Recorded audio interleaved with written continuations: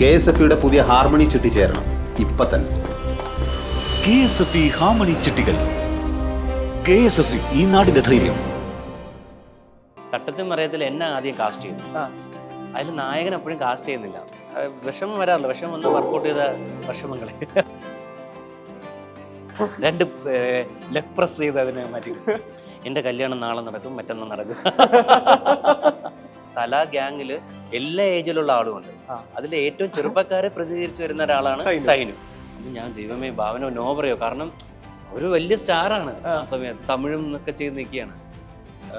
ഞാനപ്പോൾ സ്ട്രഗ്ലിംഗ് സമയമാണ്. നമ്മളെ പൃഥ്വി അന്ന് ഈ പറയുന്ന തുടക്ക സമയമാണ്. അപ്പൊ വളരെ അഗ്രസീവ് ചെറുപ്പക്കാരൻ. ഇപ്പൊ പക്ഷെ ഭയങ്കര സ്നേഹവും കാര്യം. അന്ന് സ്നേഹമായിരുന്നു.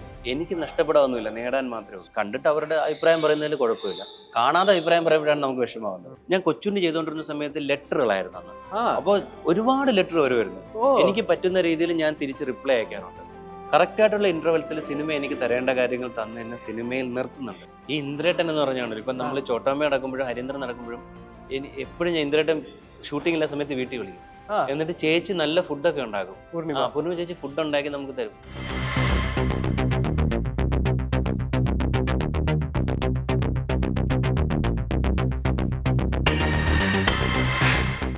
Hello bye. Hi hi, good morning. Good morning. Good morning. എന്താണ് പരിപാടി? ജിമ്മിൽ വന്നിട്ട് എന്താണ് പരിപാടി ചോദിക്കുന്നത്? അല്ല, അങ്ങനെ ചോദിച്ചോണ്ട് കുഴപ്പമൊന്നുമില്ല. ചിലർ ജിമ്മിൽ വർക്കൗട്ട് ചെയ്യാൻ വരും, ചിലർ വായി നോക്കാൻ വരും. ഇന്ന് ഞാൻ ഈ മെഷീൻസിനെ ഒന്ന് വായി നോക്കാൻ വേണ്ടി വന്നതാണ്. കാരണം സാധാരണ നമ്മൾ ജിം വർക്കൗട്ട് ചെയ്യുന്ന കോസ്റ്റ്യൂംസ് അല്ലല്ലോ, ഇപ്പൊ നോർമൽ അല്ലേ. ഒന്നെല്ലാം കണ്ട് പുതിയ പല സംഭവങ്ങളൊക്കെ ഇവിടെ ഉണ്ട്. അപ്പൊ എല്ലാം ഒന്ന് കണ്ടിട്ട് പോവാന്ന് വിചാരിച്ചു. ഒന്ന് കണ്ട് പരിചയപ്പെട്ട് സംസാരിച്ചിട്ടൊക്കെ പോവാന്ന് വിചാരിച്ചു. ഒന്നിട പഴകി. ഈ 18 വർഷത്തിന് ശേഷം അന്നത്തെ മണിക്കൂട്ടനും ഇന്നത്തെ മണിക്കൂട്ടനും തമ്മിൽ എന്താ വ്യത്യാസം? ഇന്ന് മണിക്കുട്ടനായിരുന്നു, ഇന്ന് മണിക്കുട്ടൻ. ഇന്ന് എന്തൊക്കെയാണ്? ഓക്കെ അത് സന്തോഷം. കാരണം അന്ന് ഇന്ന് തമ്മിൽ ഞാൻ എന്നെ തന്നെ ഒരു ആക്ടിങ് സ്റ്റുഡൻ്റ് ആയിട്ടാണ് കാണുന്നത്. അപ്പോൾ അന്ന് ഇന്നും തമ്മിൽ അങ്ങനെ ഒരു ആക്ടർ എന്ന രീതിയിൽ നോക്കിക്കഴിഞ്ഞാൽ ചേഞ്ചസ് ഉണ്ടാക്കാൻ ശ്രമിച്ചു, ഇവോൾവ് ചെയ്യാൻ ശ്രമിച്ചുകൊണ്ടിരിക്കുകയാണ്. പിന്നെ ഒരു വ്യക്തി എന്ന രീതിയിൽ ഈ പറയുന്ന പോലെ നമ്മൾ കുറച്ചുകൂടി ഡിസിപ്ലിൻഡായി. അന്ന് ഈ പറയുന്ന പോലെ കായങ്ങളും കൊച്ചുണ്ണി സീരിയൽ കഴിഞ്ഞ് ഇമ്മീഡിയറ്റ് എനിക്ക് ബോയ് ഫ്രണ്ട് സിനിമ വരുന്നു. പിന്നെ എൻ്റെ 3ാം സിനിമയാണ് ചോട്ടാ മുംബൈ. പിന്നെ എനിക്കൊരു ഗ്യാപ്പ് വന്നപ്പോഴാണ് നമ്മൾ കുറച്ചും കൂടെ സിനിമയെ അല്ലെങ്കിൽ ആക്ടിങ്ങിനെ പാഷനേറ്റ് ആയിട്ടും സീരിയസ് ആയിട്ടും കണ്ടു തുടങ്ങിയത്. അപ്പോൾ എന്നെ തന്നെ ഒരു ആക്ടിങ് സ്റ്റുഡൻ്റ് ആക്കാനായിട്ടൊരു മനസ്സിലാക്കലുണ്ടല്ലോ, ആ ഒരു മനസ്സിലാക്കലാണ് എന്നെ സംബന്ധിച്ച് വ്യക്തി എന്ന രീതിയിലും ഒരു അഭിനേതാവ് എന്ന രീതിയിൽ എനിക്ക് ഒരു ഇമ്പ്രൂവ്മെൻ്റ് ആയിട്ട് എനിക്ക് തോന്നിയത്. സിനിമയെ നമ്മൾ സ്നേഹിച്ചു കഴിഞ്ഞാൽ സിനിമ തിരിച്ച് ഒരുപാട് കാര്യങ്ങൾ എനിക്ക് തരും. തീർച്ചയായിട്ടും. അപ്പോൾ ഒരു വ്യക്തി എന്ന രീതിയിൽ ഒരുപാട് കാര്യങ്ങൾ സിനിമ എനിക്ക് തന്നിട്ടുണ്ട്. ഇപ്പം CCL ക്രിക്കറ്റ് അതിനിടയ്ക്ക് സംഭവിച്ചു. ബിഗ് ബോസ് എന്ന ഷോയിൽ പോയി, അതിൽ ദൈവാനുഗ്രഹം പ്രേക്ഷകരുടെ സ്നേഹം കൊണ്ട് വിൻ ചെയ്യാൻ സാധിച്ചു. അപ്പം ഇങ്ങനെയുള്ള മാറ്റങ്ങൾ നമുക്കുണ്ടായിട്ടുണ്ട്. അപ്പൊ നമുക്ക് ഈ ബിഗ് ബോസും സിനിമയും വിശേഷങ്ങളൊക്കെ ഒന്ന് ഇരുന്ന് സംസാരിച്ചാലോ? ഈ ജിമ്മി വന്ന് ഇരുന്ന് സംസാരിക്കാൻ പാടില്ലെന്നാണ്. നിന്നും നടന്നും ഡംബൽസ് എടുത്ത് സംസാരിക്കണമെന്നാണ്. എനിക്ക് പരിചയമില്ലാത്തതുകൊണ്ടും ചേട്ടൻ കൂടുതൽ പരിചയമുള്ളതുകൊണ്ടും നമുക്ക് എളുപ്പം ഇരുന്ന് സംസാരിക്കാം. എൻ്റെ ലൈഫിൽ ഏറ്റവും കൂടുതൽ സമയം ഞാൻ സ്പെൻഡ് ചെയ്തേക്കുന്നത് എൻ്റെ ജിമ്മിലാണ്, മെഷീൻസ് ജിമ്മിലെ കൂടെയാണ്. ഒരു ദിവസം എങ്ങനെ പോയാലും ഷൂട്ടിംഗ് ഇല്ലെങ്കിൽ ഒരു 1.5-2 മണിക്കൂർ വർക്കൗട്ട് ഉണ്ടാവും. ഷൂട്ടിംഗ് ഉണ്ടെങ്കിൽ 1/2 മണിക്കൂർ വർക്കൗട്ട് മസ്റ്റായിട്ടും ഉണ്ടാവും. അപ്പം എനിക്ക് തീർച്ചയായിട്ടും ഏറ്റവും കൂടുതൽ പരിചയമായിട്ടുള്ള, ബെഡ്റൂമിനേക്കാൾ പരിചയമായിട്ടുള്ള സ്ഥലം ജിമ്മാണ്. അപ്പൊ നമുക്ക് പോയാലോ? പോയി കളയാം.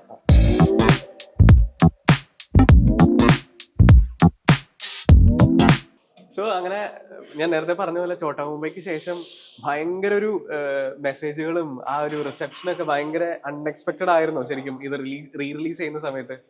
ചോട്ടാ മുംബൈ റീ-റിലീസ് നമ്മൾ എപ്പോഴായാലും ഇങ്ങനെ ഒരു സ്വീകാര്യത കിട്ടുമെന്ന് വിചാരിച്ചിട്ടുണ്ട്. പക്ഷെ ഇത്ര മാത്രം ഒരു സ്നേഹം അല്ലെങ്കിൽ ഒരു ആഘോഷമാക്കി മാറ്റുമെന്ന് ഞങ്ങൾ ഒരിക്കലും വിചാരിച്ചില്ല.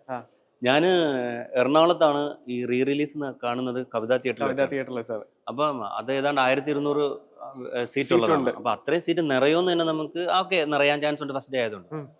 അങ്ങനെ ഞാൻ, രാഹുൽ രാജേട്ടൻ, അതുപോലെ ബെന്നി പി നാരായണൻ സാർ, ഇവരൊക്കെ ഒന്നിച്ചിരുന്നാണ് കണ്ടത്. ഞങ്ങൾ സിനിമ തുടങ്ങി കഴിഞ്ഞാൽ ആദ്യം നമ്മൾ ഈ പറഞ്ഞ പോലെ സിനിമയിൽ ഉള്ള ഒരാൾ, പ്രവർത്തിച്ചിരുന്ന ഒരാളെന്ന രീതിയിലാണ് കണ്ടു തുടങ്ങിയത്. പക്ഷെ ഇതിന് പോകെ ഒരു 10 മിനിറ്റ് കഴിഞ്ഞപ്പോൾ ഈ പ്രേക്ഷകരുടെ ഒരു ആരവവും ആഘോഷം കണ്ടിട്ട് നമ്മൾ പ്രേക്ഷകരിൽ ഒരാളായി മാറി. അവരോട് ഒന്ന് ഡാൻസ് ചെയ്യും, അവർ പാട്ട് വരുമ്പോൾ ഡാൻസ് ചെയ്യും, ഫൈറ്റ് വരുമ്പോൾ ഇത് ചെയ്യും, ഡയലോഗ് ഏറ്റവും അറേഞ്ച് ചെയ്ത്. അപ്പൊ അങ്ങനെ ഒരു ഫീൽ എനിക്ക് തന്നെ കുറെ കാലമായി അങ്ങനെ ഒരു സിനിമ. ഇപ്പൊ നമ്മൾ ഫസ്റ്റ് റിലീസ് ചെയ്ത സമയത്തും ഇങ്ങനെ ഒരു ട്രാവൽ ഉണ്ടായിരുന്നു, ആഘോഷിച്ചിരുന്നു. പക്ഷെ ഇങ്ങനെ ഒരു ട്രാവൽ ഉണ്ടായിരുന്ന ഒരു സംശയം ഉണ്ടായിരുന്നു, റിസപ്ഷൻ ഉണ്ടായിരുന്നു. പക്ഷെ ഇതിപ്പം നമുക്ക് എന്താ പറയണ്ട, ഒരു സിനിമയോടൊപ്പം പ്രേക്ഷകർ സഞ്ചരിക്കുന്ന കാണുമ്പോൾ ഏതായാലും ഇപ്പോൾ റിലീസ് ആയാലും തിയേറ്ററിലേക്ക് ആൾക്കാർ വരുന്ന കാണുമ്പോൾ ഒരു സിനിമാ പ്രവർത്തന നിലയിൽ എനിക്ക് ഭയങ്കര ഭയങ്കര സന്തോഷം. സന്തോഷമായിരിക്കും. അത് എന്റെ സിനിമയിലും ആരുടെ സിനിമയിലും. ഡയലോഗിന്റെയും ഡാൻസിന്റെയും ഫൈറ്റിന്റെയും കാര്യമൊക്കെ പറഞ്ഞപ്പോഴേ മണിക്കുട്ടിന് ചോട്ട മുംബൈയിൽ ഫൈറ്റിൽ കിട്ടുന്ന ഒരു സ്വാഗ് ഉണ്ട്. അതെന്ന് വെച്ചാൽ ഭയങ്കര ഈസിലാണ് ആ ജമ്പും കാര്യങ്ങളൊക്കെ ചെയ്യുന്നത്. എനിക്ക് തോന്നുന്നു ആ സിനിമയിൽ ലാലേട്ടൻ കഴിഞ്ഞു കഴിഞ്ഞാൽ പിന്നെ അത്രയും സ്വാഗ് ഫൈറ്റിൽ കിട്ടിയിട്ടുള്ള ഒരാൾ മണിക്കുട്ടനാണ്. എങ്ങനെ ഉണ്ടായിരുന്നു ആ ഒരു ഫൈറ്റ് സീക്വൻസ്, ആ കാര്യങ്ങളൊക്കെ ഇപ്പൊ സ്ക്രീനിൽ കാണുമ്പോഴും? അതിന് ഞാൻ ഡയറക്ടറോടും നമ്മുടെ ഫൈറ്റ് മാസ്റ്ററോടും ഒപ്പം ലാൽ സാറിനോട്, ഇപ്പം ലാൽ സാറിന് സ്ക്രീനിൽ നിൽക്കുക എന്ന് പറഞ്ഞാൽ അദ്ദേഹത്തെ സംബന്ധിച്ച് ഭയങ്കര പാഷനേറ്റ് ആണ്. അപ്പോൾ ആ പാഷനേറ്റ് ആയ ഒരാൾ നമുക്കൊരു സ്പേസ് തരിക എന്ന് പറയുന്നത് അത്രയും സൂപ്പർ. എല്ലാവരും കാണാൻ വരുന്നത് ലാൽ സാർ എന്ത് ചെയ്യുന്നു എന്നുള്ളതാണ്, തല എന്ത് ചെയ്യുന്നു എന്നുള്ളതാണ്. അപ്പം അതിനിടയിൽ നമുക്ക് കിട്ടുന്ന ഇപ്പം ഞാൻ എൻ്റെ 3ാം സിനിമയാണ്. അപ്പോൾ അഭിനയത്തിൽ അത്ര വലിയ, കാരണം ഞാൻ അഭിനയം പഠിച്ചിട്ട് വന്ന ഒരാളൊന്നുമല്ല. അപ്പോൾ അത്രമാത്രം ക്യാരക്ടർ ഉൾക്കൊണ്ട് ചെയ്യുന്നതെന്ന് എനിക്കറിയില്ല. പക്ഷെ എനിക്കറിയാവുന്ന കാര്യം ഫൈറ്റും ഡാൻസും ആണ്. അത് മനോഹരമായിട്ട് ഈ സിനിമ, കാരണം ഇത്രയും സീനിയർ ആയിട്ടുള്ള ആക്ടേഴ്സ് ഉള്ളൊരു സിനിമയാണ്, സീനിയർ ആയിട്ടുള്ള ടെക്നീഷ്യൻ ഉള്ള സിനിമയാണ്. അപ്പോൾ എന്നെ ശ്രദ്ധിക്കപ്പെടണമെങ്കിൽ എനിക്കറിയാവുന്ന കാര്യം മനോഹരമായിട്ട് ചെയ്യുക, അത് ഫൈറ്റും ഡാൻസും ആണ്. അതെന്റെ 100% ആത്മാർത്ഥമായിട്ട് ചെയ്യാൻ ശ്രമിച്ചിട്ടുണ്ട്.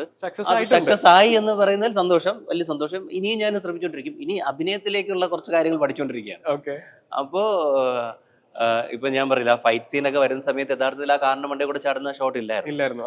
അപ്പൊ നമുക്ക് ഇത്രയും വലിയ സിനിമയാണ്, ലോകത്തുള്ള എല്ലാ മലയാളി പ്രേക്ഷകരും, സിനിമ ഇഷ്ടപ്പെടുന്ന ആൾക്കാരും കാണാൻ പോകുന്ന സിനിമയാണ്. അൻവർ സാറിന്റെ രാജമാണിക്യത്തിന് ശേഷം സൂപ്പർ ഹിറ്റായ രാജമാണിക്യത്തിന് ശേഷമുള്ള സിനിമയാണ്. അപ്പം എല്ലാ രീതിയിലും ഇപ്പൊ ലാലേട്ടൻ ഇങ്ങനെ ഒരു ഇതില് അച്ചയറില് അല്ലെങ്കിൽ ഇങ്ങനെ ഒരു ലുക്കിൽ ഒരു ക്യാരക്ടർ മുന്നേ ചെയ്തിട്ടില്ല. അപ്പം എല്ലാതരം ഓഡിയൻസ്, അതായത് ഇപ്പൊ നമ്മൾ നോക്കിക്കഴിഞ്ഞാൽ ഈ തല ഗ്യാങ്ങില് എല്ലാ ഏജിലുള്ള ആളുമുണ്ട്. അതിൽ ഏറ്റവും ചെറുപ്പക്കാരെ പ്രതിനിധീകരിച്ച് വരുന്ന ഒരാളാണ് സൈനു.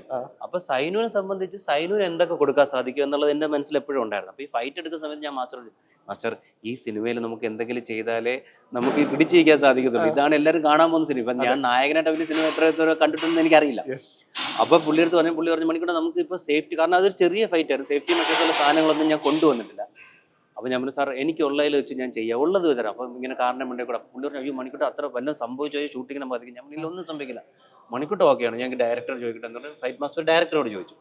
ഡയറക്ടർ പറഞ്ഞു അവൻ ചെയ്യാൻ ഓക്കെ ആണെങ്കിൽ നമുക്ക് ചെയ്യാം, അവൻ ചെയ്യണമെന്ന്. അവൻ പുള്ളി കൊച്ചുണ്ണി കുറച്ച് കണ്ടിട്ടുണ്ട് സീരിയൽ. അങ്ങനെ ചെയ്തൊരു സംഭവമാണ് ആ കാറിന്റെ മുകളിലുള്ള ജമ്പ്. അപ്പൊ അത് വേറെ പ്രിപ്പറേഷനോ പ്ലാനോ ഒന്നുമില്ല, ചാടി. ഞാൻ ചാടി കഴിഞ്ഞ് സിദ്ദിഖ ബൈക്കിൻ്റെ കൂടെ ചാടി. പിന്നെ ഫൈലിൽ കുറെ കൊറിയോഗ്രാഫി ഉണ്ടായിരുന്നു, മറ്റേ പെട്ടി കൊണ്ട് ഇങ്ങനെ ചാടുന്നതും വിനായകൻ ചാണ്ട് ചാടി ചോട്ടുന്നതും, ഇതൊക്കെ മാസ്റ്ററുടെ കൊറിയോഗ്രാഫിയാണ്. അപ്പം ഇതൊക്കെ നമ്മൾ ചോദിക്കുന്ന സമയത്ത് അത്രയും വലിയ സിനിമയിൽ നമുക്കൊരു സ്പേസ് തരാൻ ഇവർ സമ്മതിച്ചു.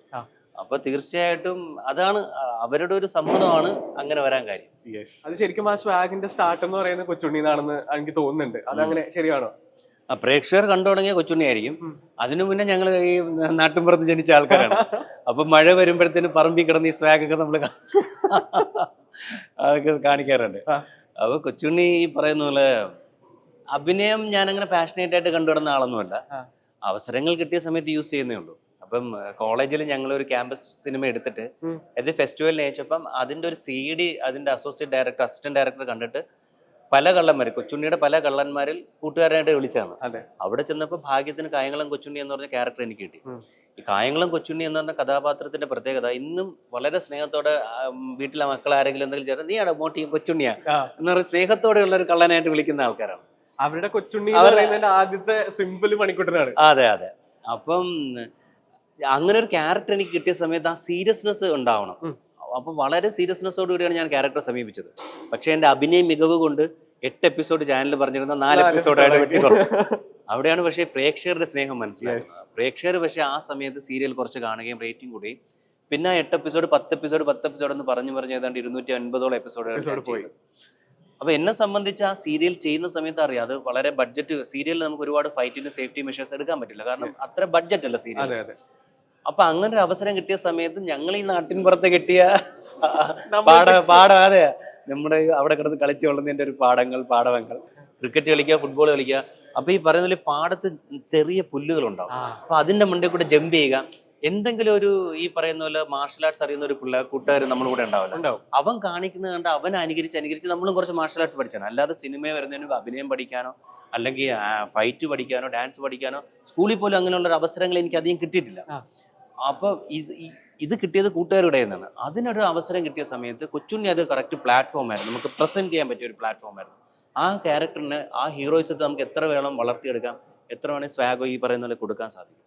എൻ്റെ ഒരു ഭാഗ്യം എന്ന് പറയുന്നത് ഞാൻ വേറെ ഏതെങ്കിലും സിനിമയിൽ അഭിനയിച്ചിരുന്നെങ്കിലോ, നായകനായിട്ട് അഭിനയിച്ചിരുന്നെങ്കിലോ, അല്ലെങ്കിൽ ഒരു സീരിയലിൽ വേറെ സീരിയലിൽ നായകനായിട്ട് അഭിനയിച്ചിരുന്നെങ്കിലോ കായംകുളം കൊച്ചുണ്ണി കിട്ടിയ സ്വീകാര്യത കിട്ടില്ല. അത് എന്തോ ഒരു ഭാഗ്യം പോലെ എന്നിലേക്ക് വന്നു ചേർന്നു. ഞാൻ പറഞ്ഞില്ല, ആക്ടിങ് ഞാൻ പാഷനായിട്ട് കണ്ടിട്ടേ ഇല്ല.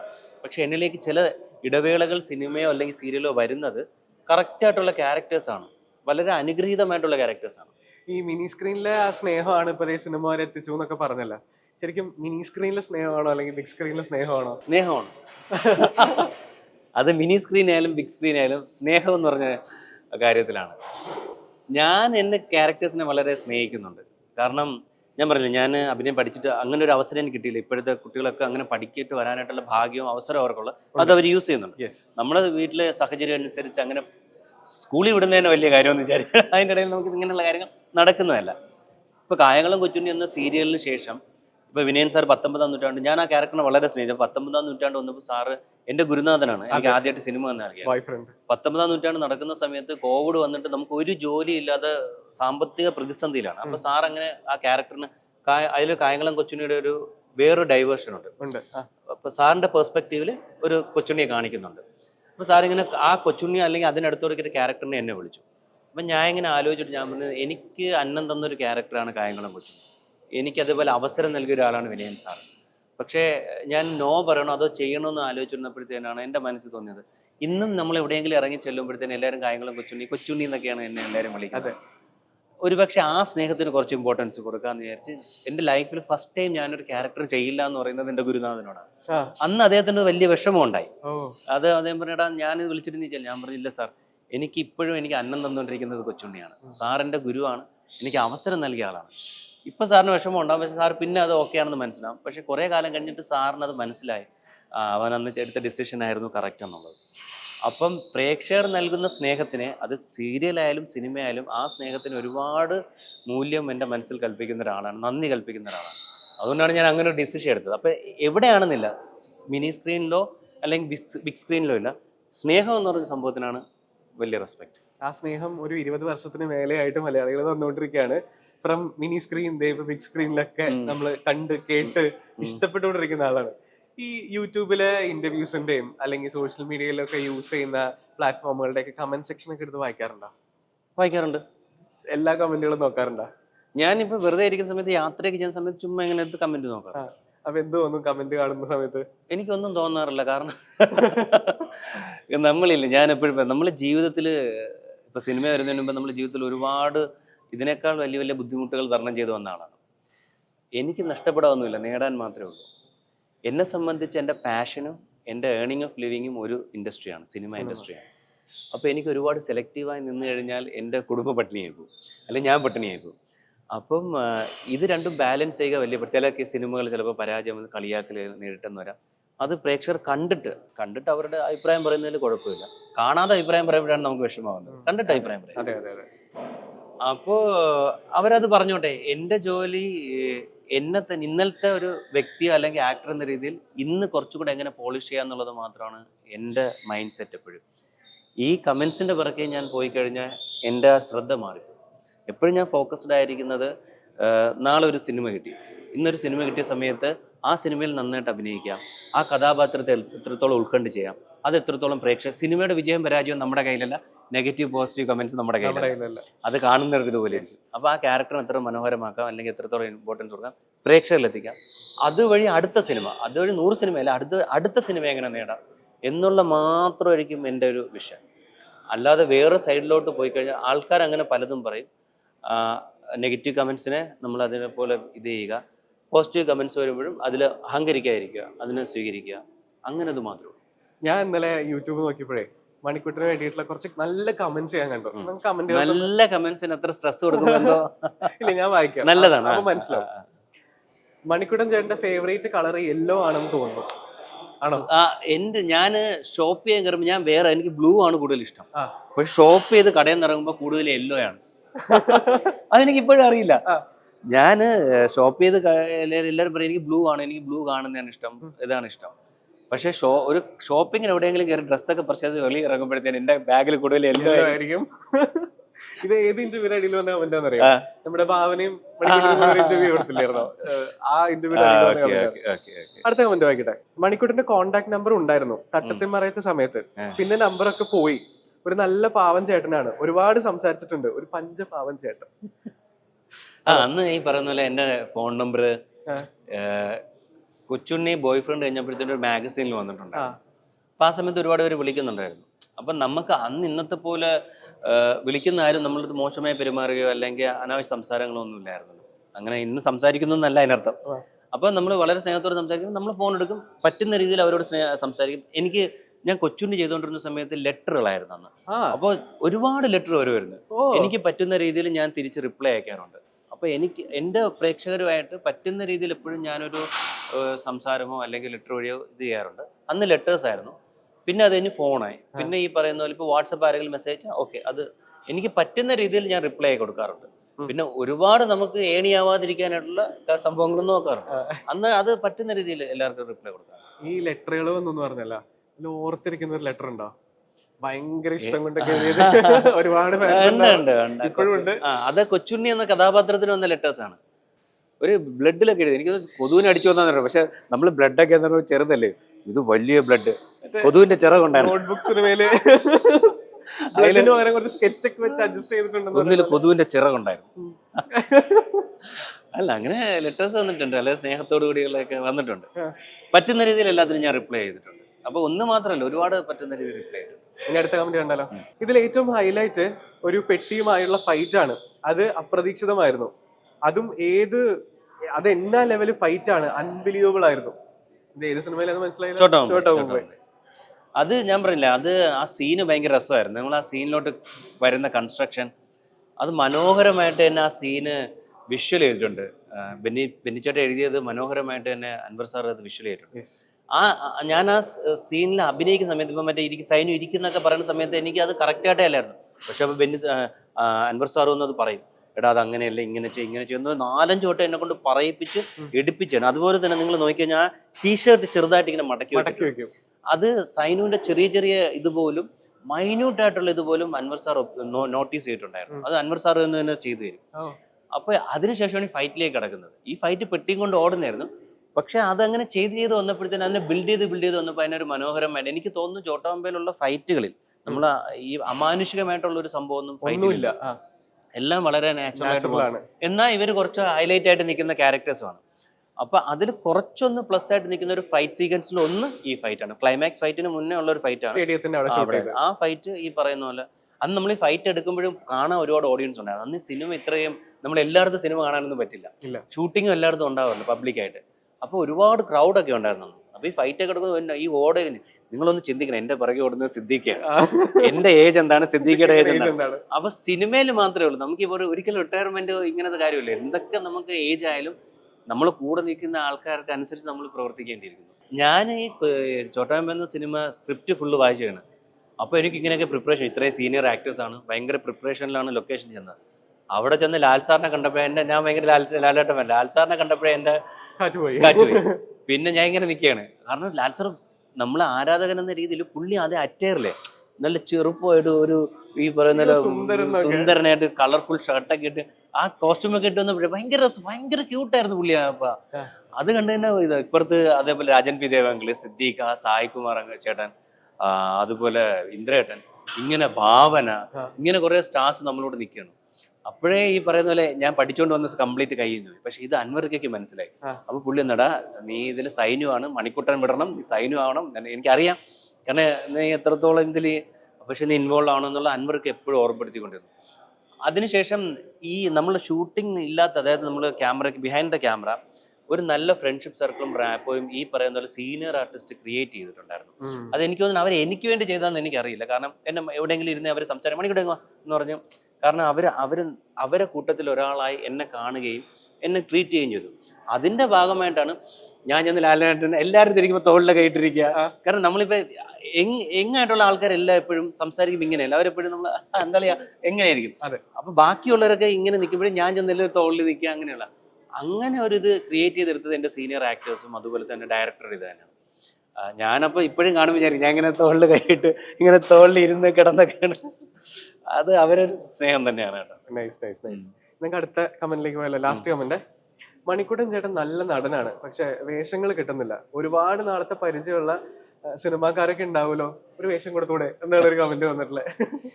നമ്മള് ഇതിനൊരു സ്ട്രഗ്ലിങ്, എനിക്ക് ആദ്യത്തെ കാലത്ത് ഞാനൊരു സ്ട്രഗ്ലിംഗ് പീരീഡാണ് കണ്ടിരുന്നത്. പക്ഷെ ഇപ്പം ഞാൻ അതിനെ കാണുന്നത് ഒരു ആർട്ടിസ്റ്റിക് പെർസ്യൂട്ടാണ്.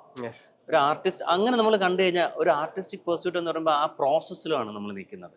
ഞാൻ പറഞ്ഞു, എന്നെ തന്നെ ഞാൻ ആക്ടിങ് സ്റ്റുഡൻ്റായിട്ടാണ് കാണുന്നത്, ഒരു ആക്ടറായി ഇവോൾവ് ചെയ്യാൻ ആഗ്രഹിക്കുന്നത്.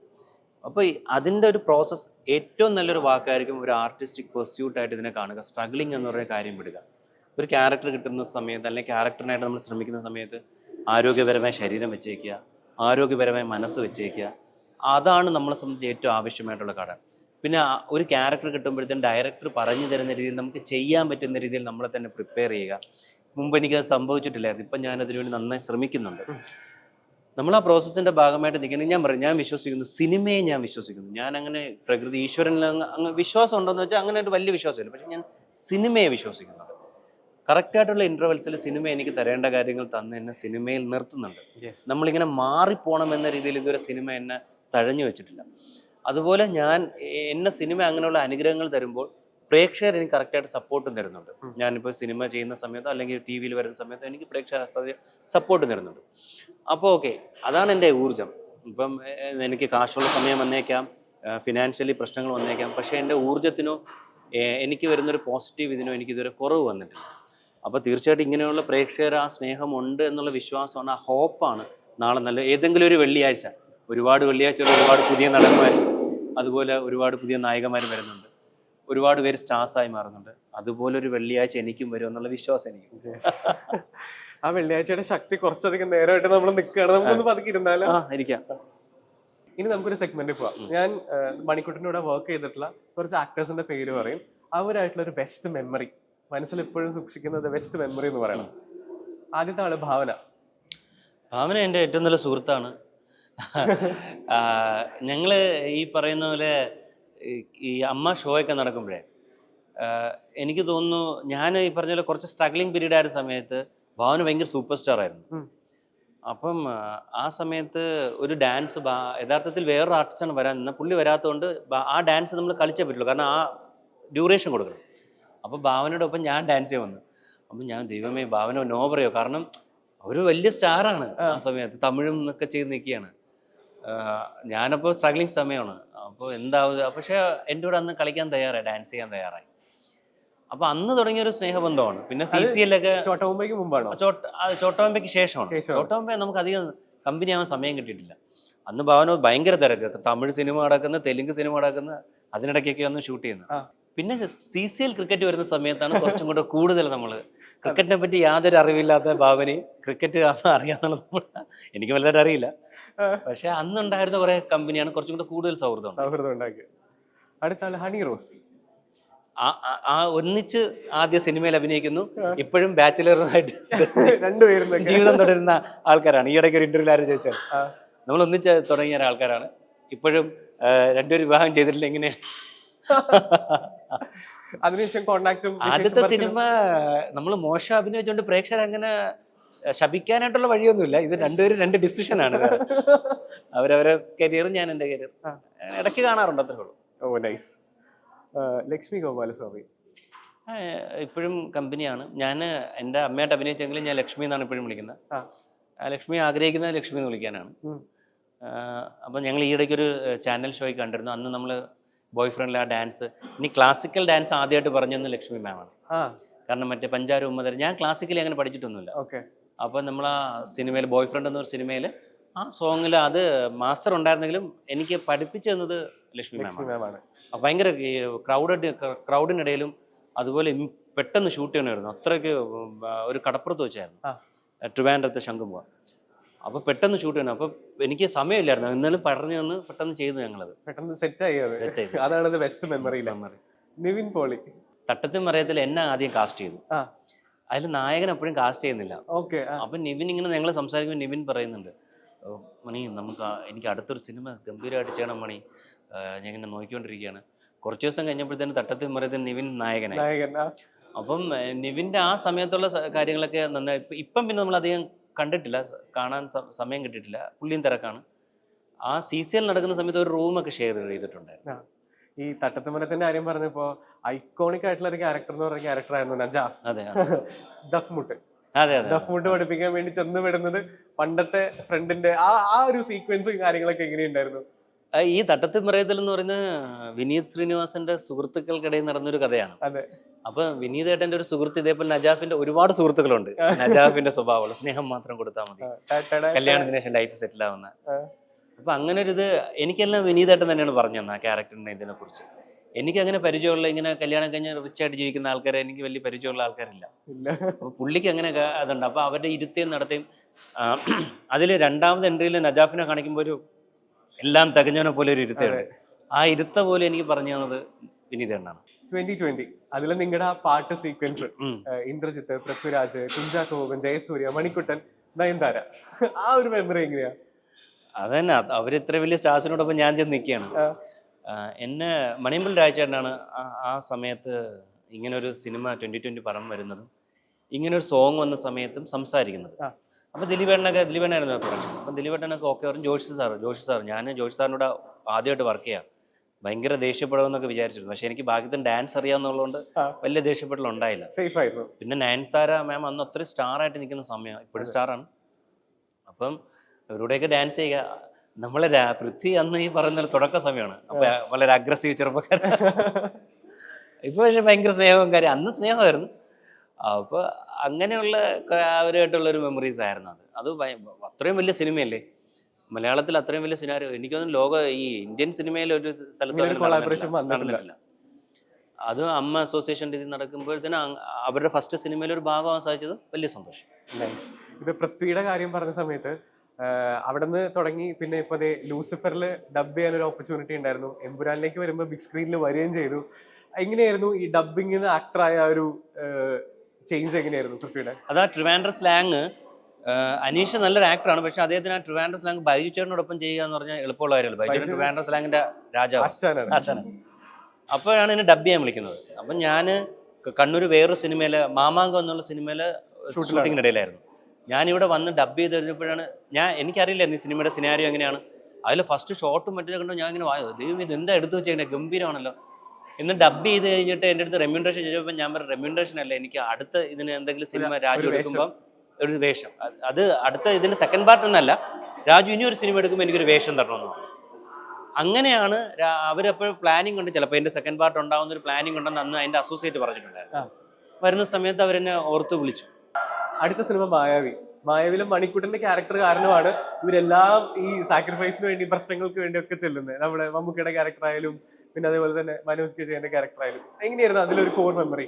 സ്ക്രീൻ സ്പേസ് കുറവായിരുന്നെങ്കിൽ ആ ക്യാരക്ടറിന്റെ ലെങ്ത്, അതാണ് ആ സിനിമ ഫുള്ള് കൊണ്ടുവന്ന ആ ക്യാരക്ടറിന്റെ സ്വാർത്ഥതയുള്ള ക്യാരക്ടർ ആയിരുന്നു. പിന്നെ MBA MA പഠിക്കില്ലേ, അതെനിക്ക് മമ്മൂക്ക വാങ്ങിച്ചെന്നൊരു ക്യാരക്ടറാണ്. ഞാൻ ആ സമയത്ത് മമ്മൂക്ക ആദ്യമായിട്ട് കാണുന്നത് ഒരു ഷൂട്ടിംഗ് ലൊക്കേഷനിൽ പോയി പരിചയപ്പെടും. മമ്മൂക്ക തന്ന ക്യാരക്ടർ? അതെ. പരിചയപ്പെട്ട് കഴിഞ്ഞിട്ട് ഞാൻ പറഞ്ഞു സാർ എനിക്കിങ്ങനെ സാറിനോട് ഒരു സിനിമ ഏതാ കൊള്ളാമെന്നുണ്ടെന്ന് പറഞ്ഞപ്പോൾ അടുത്ത ഇങ്ങനെ മായ വന്ന സമയത്ത് അദ്ദേഹം അങ്ങനെ പറഞ്ഞു കിട്ടിയതാണ്. അതാണ് അത്. താങ്ക്സ്. കാരണം ആ ഒന്നോ രണ്ടോ സീനേ ഉള്ളെങ്കിലും ആ സീന് ഇപ്പോഴും പല കോമഡി ഇത് വരുന്ന സമയത്ത് ഇങ്ങനെ ഓടിക്കൊണ്ടിരിക്കുന്നുണ്ട്. ഹരീന്ദ്രൻ നിഷ്കളങ്കൻ, അലക്സ് എന്ന് പറഞ്ഞ ക്യാരക്ടർ. ഹരീന്ദ്രൻ നിഷ്കളങ്കൻ വിനയൻ സാറിന്റെ എൻ്റെ രണ്ടാമത്തെ സിനിമയാണ്. എനിക്ക് ഏറ്റവും കൂടുതൽ ഓർമ്മ ഞാനും ജയേട്ടനും അതുപോലെ ഇന്ദ്രേട്ടനാണ്. ഈ ഇന്ദ്രേട്ടൻ എന്ന് പറഞ്ഞാണല്ലോ ഇപ്പം നമ്മൾ ചോട്ടാമ്മ നടക്കുമ്പോഴും ഹരീന്ദ്രൻ നടക്കുമ്പോഴും എപ്പോഴും ഞാൻ ഇന്ദ്രേട്ടൻ ഷൂട്ടിംഗ് ഇല്ലാത്ത സമയത്ത് വീട്ടിൽ വിളിക്കും. എന്നിട്ട് ചേച്ചി നല്ല ഫുഡൊക്കെ ഉണ്ടാക്കും. പൂർണിമ ചേച്ചി ഫുഡ് ഉണ്ടാക്കി നമുക്ക് തരും. ഞങ്ങളുടെ കൂട്ടത്തിൽ ഏറ്റവും ഈ പറയുന്ന പോലെ എന്താ പറയണ്ടേ, ഒരു വെകിളി അല്ലെങ്കിൽ ഇങ്ങനെ അലമ്പൻ എന്നല്ല, ഒരു എൻജോയ്മെന്റ്, ആ ഒരു ഇത് കൂൾ എൻജോയ്മെന്റ് എന്ന് പറയുന്നത് ഇന്ദ്രേട്ടനാണ്. ഭയങ്കര ഫണ്ണിയാണ്, ഭയങ്കര കുട്ടിത്വ സ്വഭാവമുള്ള ഭയങ്കര ഇളക്കം പിടിച്ച ഒരാളാണ്. നമ്മളിങ്ങനെ തമാശകൾ പറയുമ്പോഴും പുള്ളിയാണ് ഏറ്റവും കൂടുതൽ അങ്ങനത്തെ. കുറച്ച് ഘട്ടം കഴിഞ്ഞപ്പോഴത്തേനും നമ്മൾ ഭയങ്കര വൈബായിരുന്നു. കുറച്ച് ഘട്ടം കഴിഞ്ഞാൽ പുള്ളി കുറച്ച് സീരിയസ് ആയി. എപ്പോഴും പറഞ്ഞപ്പോഴത്തേനും കുറച്ച് സീരിയസ് ആയ സിനിമകളെയും സീരിയസ് ആയ ഒരു രീതിയിലോട്ട് പോയി. അപ്പോഴാണ് ഞാൻ കുറച്ച് മാറിയത്. നമുക്ക് അതേപോലെ ആവാൻ പറ്റില്ല. എനിക്ക് എപ്പോഴും ഈ ചോട്ടാമ്പേ ഹരീന്ദ്രനൊക്കെ നടക്കുമ്പോൾ ഇന്ദ്രേട്ടൻ്റെ വീട്ടിൽ പോയി ഫുഡ് കഴിച്ചതും അങ്ങനെയൊന്നും ഞാനൊരു സ്റ്റാറിൻ്റെ വീട്ടിൽ പോയി ഫുഡൊന്നും കഴിച്ചിട്ടില്ല. ഇന്ദ്രേട്ടൻ്റെ വീട്ടിൽ പോയി ഫുഡ് കഴിച്ചതും അതുപോലെ തന്നെ ചേച്ചി ഉണ്ടാക്കി തരുന്ന ആഹാരവും ഇന്ദ്രേട്ടൻ്റെ ഈ തമാശയും ഈ പറഞ്ഞ കുട്ടിക്കളികളാണ്. എനിക്കാണ് പുള്ളിയുടെ കുട്ടിക്കളികൾ ആ ഒരു രീതിയിലുള്ള ക്യാരക്ടേഴ്സ് വരെ പുള്ളി അധികം ചെയ്തിട്ടില്ല. ഇല്ല, കുറച്ച് സീരിയസ് ആയിട്ടാണ് ചെയ്യുന്നത്. നമ്മുടെ ത്രീ കിങ്സിലേക്ക് അതെ അതെ, അതിന്റെ ആങ്കാട്ടി കുട്ടിക്കളിയുള്ള ഒരാളാണ്. പിന്നെ അതേപോലെ തന്നെ കുറെ അധികം നല്ല പാട്ടുകൾ കിട്ടിയിട്ടുള്ള ഒരാളാണ് മണിക്കുട്ടൻ. ഹരീന്ദ്രൻ ഒരു നിഷ്കളങ്കൻ സിനിമയിലായാലും ബോയ് ഫ്രണ്ടിലായാലും കുറെ നല്ല പാട്ടുകൾ എപ്പോഴും പ്ലേലിസ്റ്റിൽ വരുന്ന ഒരാളാണ് മണിക്കുട്ടന്റെ. ആ ഒരു എക്സ്പീരിയൻസ് എങ്ങനെയുണ്ടായിരുന്നു? ഞാൻ സ്റ്റേജ് ഷോകൾ ചെയ്യുന്നവരാണ്. ഇപ്പം പുറത്തുപോയി സ്റ്റേജ് ഷോ ചെയ്തിട്ടുണ്ട്, US-ലും UK-ലൊക്കെ സ്റ്റേജ് ഷോ ചെയ്തിട്ടുണ്ട്.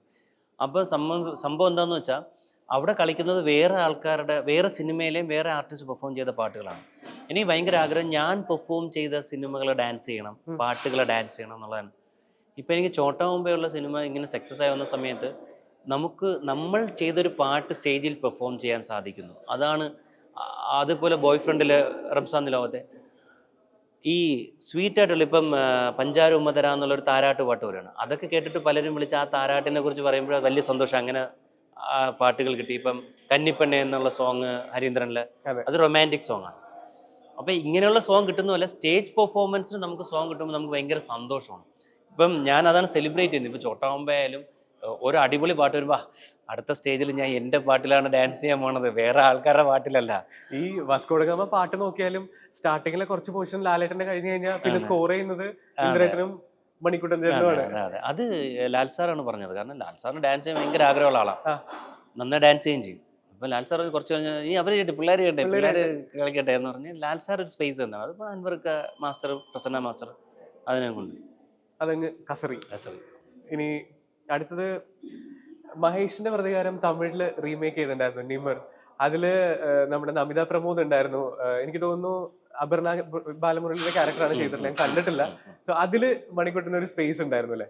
അതെങ്ങനെയായിരുന്നു? CCL ക്രിക്കറ്റ് വഴിയാണ് പ്രിയൻ സാറുമായിട്ട് ബന്ധം വരുന്നത്. CCL ക്രിക്കറ്റിന്റെ ഭാഗമായിട്ട് കുറച്ച് ക്യാരക്ടേഴ്സ് സാറിന്റെ സിനിമയിൽ എനിക്ക് ചെയ്യാൻ പറ്റി. അല്ലാതെ എൻ്റെ സിനിമയൊന്നും സാറ് കാണുമെന്ന് എനിക്കറിയില്ല.